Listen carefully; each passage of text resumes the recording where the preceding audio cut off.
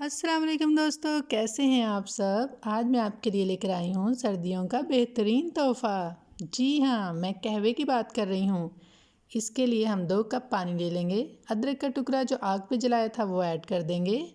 और कुछ चीज़ें हैं सौंफ, ग्रीन टी, छोटी इलायची, दारचीनी, बड़ी इलायची, लौंग और मलट्ठी।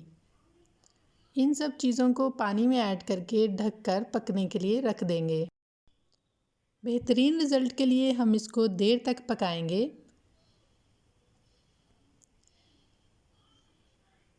तकरीबन पानी हाफ़ रह जाए तो फिर समझे कहवा रेडी है।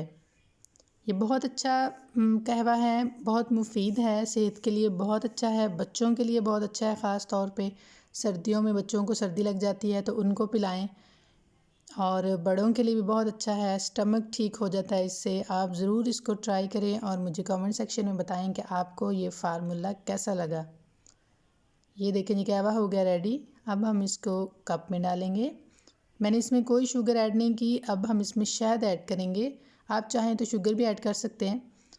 तो 1 चम्मच या 2 चम्मच शहद ऐड करें और इसको इंजॉय करें। मुझे पूरी उम्मीद है कि आपको ये रेसिपी पसंद आई होगी।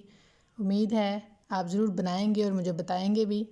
चलें जी, आपको अगर मेरी रेसिपी पसंद आई हो तो आप प्लीज़ मेरे चैनल को सब्सक्राइब कर दें, लाइक कर दें, कमेंट कर दें।